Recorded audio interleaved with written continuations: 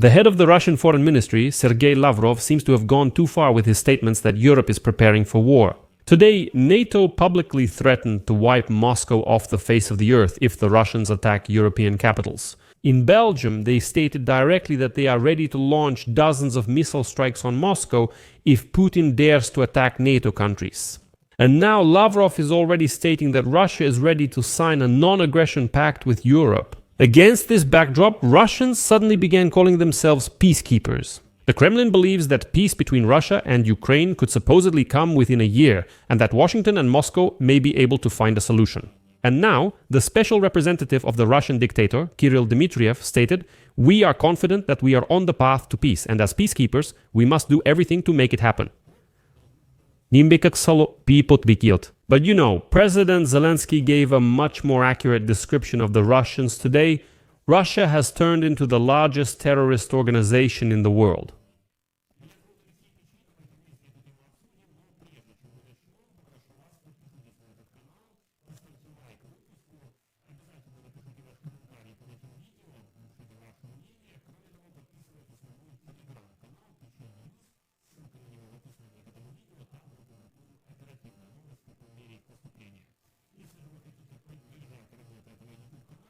This can be done through donations, sponsorship, or a paid subscription.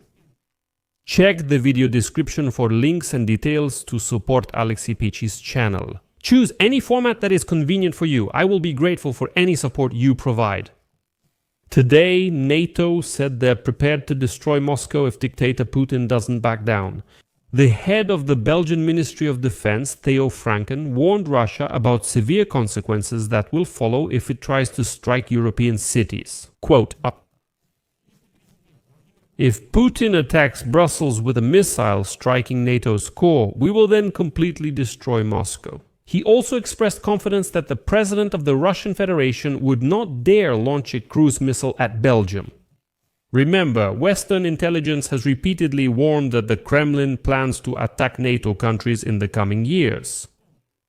And now, Franken believes that a full-scale invasion by the Russian Federation should not be expected, but the so-called grey zone scenario may become a reality. When little green men, stir up the Russian-speaking minority, for example in Estonia, against what they claim is a Nazi regime. And, as he says, before you know it, they've already annexed a piece of Estonia. At the same time, Belgian Defense Minister Franken urged not to underestimate Russia's military potential. Quote, "The Russians have increased their capabilities. Their military economy produces 4 times more ammunition than all NATO countries combined. You can't compare budgets either because the Russians can buy much more for the same money as we can." He went on to note that there is currently no central command in Europe, and in the event of Russian aggression, only a few Eurocorps units in Strasbourg could be deployed immediately.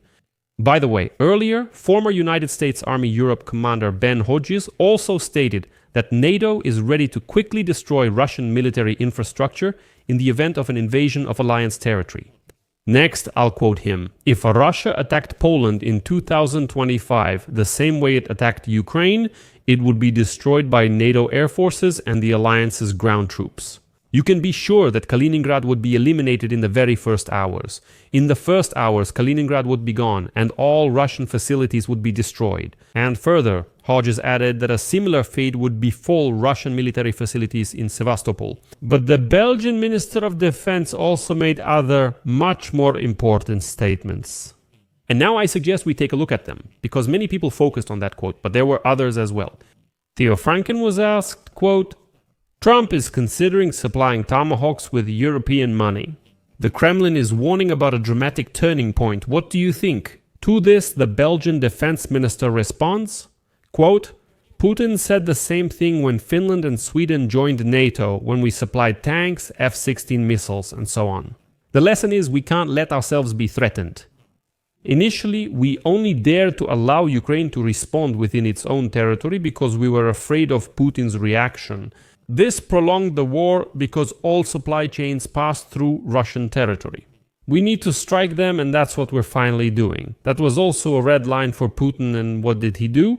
He knows nothing. If he uses nuclear weapons, Moscow will be destroyed, bringing the world close to its end." Then the minister is asked, "Aren't you afraid that Putin might ever launch a non-nuclear missile at Brussels?" To which he replies, quote, "No, because then he would strike at the heart of NATO and then we would level Moscow to the ground." And here I immediately want to remind you about Viktor Orban's tantrum, who yesterday claimed that all European leaders are only thinking about war with Russia. And the head of the Russian Foreign Ministry, Sergei Lavrov, even stated that they are frightened by Europe's preparations for war.